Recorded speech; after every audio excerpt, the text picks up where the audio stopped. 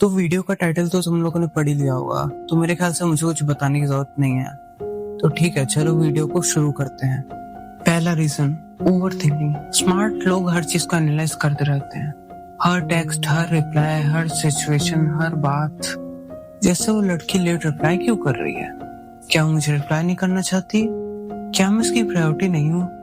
या वो मुझे गैसलाइट करना चाहती है? जिन लोगों को नहीं पता उन लोगों को बता दो, गैसलाइट एक मैनिपुलेटिव टर्म है जिसमें हम सामने वाले को बहुत ज्यादा अटेंशन देते हैं, उसके बाद बहुत सारी अटेंशन उससे ले लेते हैं। उसको अटेंशन की आदत लग चुकी होती है तो वो खुद ही हमारे पास आता है दोबारा। और इससे अगर सही से इम्प्लीमेंट किया जाए तो लाइफ टाइम भी चल सकता है बिना सामने वाले को पता लगे। तो टॉपिक पे वापस आते हैं। जहाँ पे नॉर्मल बंदे फील करते हैं वहाँ पे स्मार्ट बंदे सोचते रह जाते हैं, और यही उनकी सबसे बड़ी दिक्कत है। इस वजह से कई सारे रिश्ते ओवरथिंक करते करते ही टूट जाते हैं। दूसरा reason, high standards but zero action. तुम सबको कहीं ना कहीं एक सुंदर और स्मार्ट लड़की चाहिए होगी, हर किसी को चाहिए होती है। लेकिन क्या है, तुम जो मूवीज में देखते हो, वेब सीरीज में देखते हो, उसकी वजह से तुम्हारी एक्सपेक्टेशन कुछ ज्यादा ही हाई स्टैंडर्ड की हो जाती है, जो तुम्हारे एक्शन से, तुम्हारी पर्सनैलिटी से मैच नहीं करती हैं, और फिर बनती हैं अनरियल एक्सपेक्टेशंस। चलो मान लो एक बार को तुम्हारे पास अनरियल एक्सपेक्टेशंस नहीं भी है, तुम्हारे पास रियल एक्सपेक्टेशंस है, ठीक है? तो तुम्हारे पास एक लड़की होगी जिसे हम क्रश बुलाते हैं।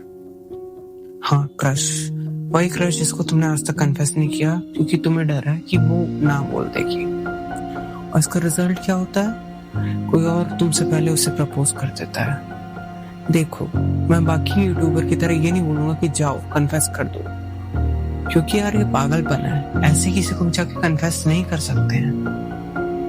तुम्हारा उससे रोज मिलना हो सकता है, तुम लोग सेम ऑफिस में हो सकते हो, सेम स्कूल में हो सकते हो सकता है तुम लोग साथ में एक बेंच में बैठ के पढ़ते हो, एक ऑफिस के एक ही रूम में काम करते हो, बहुत सारी चीजें हो सकती हैं। इसलिए मैं बताता हूँ क्या करो।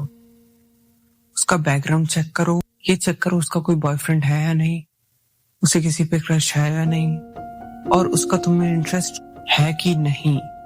इसके ऊपर भी मैं वीडियो बनाऊंगा, वीडियो देखनी होगी तो देखना। चलो वीडियो में आगे बढ़ते हैं। हाँ, अगर ये सारी कंडीशंस मीट करते हैं तो तुम्हें पता है क्या करना है। लेकिन अगर ये सारी एक्सपेक्टेशंस मीट नहीं करती हैं, हो सकता है कोई बेटर लड़की वेट कर रही हो तुम्हारा फ्यूचर में। लेकिन अगर ऐसा हो और तुम उससे दिल लगा बैठे हो तो एक ही चीज कर सकते हो, चुपचाप बाथरूम में जाओ और फूट फूट के जीभ भर के रो, इतना रो कि फिर दोबारा रोना ना पड़े, और फिर एक स्माइल के साथ गुड बाय कह दो।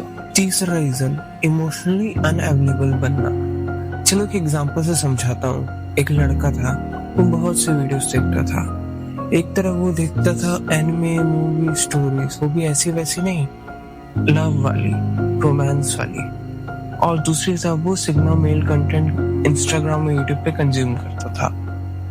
अब बताओ तुम, उसके साथ क्या होगा? वो किसी से प्यार तो करता होगा लेकिन उसको अपनी फीलिंग्स नहीं दिखा पाएगा, और यही होता है ज्यादातर लोगों के साथ। अगर तुम अपनी वल्नरेबिलिटी नहीं दिखाओगे तो कनेक्शन कैसे बनेगा?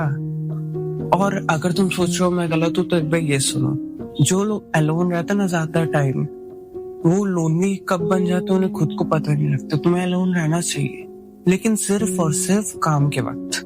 बाकी टाइम सोशलाइज करो अपने घर वालों के साथ, अपने दोस्तों के साथ। और रही बात कि लोग सोचते कि बस स्ट्रांग बन के लड़की मिल जाएगी, तो नहीं भाई, वो रिश्ता सिर्फ और सिर्फ टेम्पररी होगा, वो लॉन्ग टर्म के लिए नहीं होगा, वो चलेगा ही नहीं ज्यादा, इसकी मैं गारंटी दे सकता हूँ। अगर तुम अकेले रहते हो तो तुम बस एक वॉरियर हो जो बैटलफील्ड में तो जीत रहा है, लेकिन ये नहीं पता किसके लिए है। चलो नेक्स्ट रीजन की तरफ बढ़ते हैं। They prioritize logic over feeling, but in a wrong way. देखो, रिलेशनशिप मैथ का इक्वेशन नहीं है जो तुमने एक बार सॉल्व कर लिया तो फिर वो सॉल्व ही रहेगा। या तुम्हें लगता है कि तुमने उसे सॉल्व कर लिया लेकिन वो सॉल्व नहीं हुआ होता है?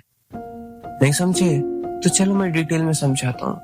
फॉर एग्जाम्पल, एक लड़का था जो लॉजिक लगा के मेरे सारे पॉइंट्स को फॉलो करके रिलेशनशिप में आ जाता है।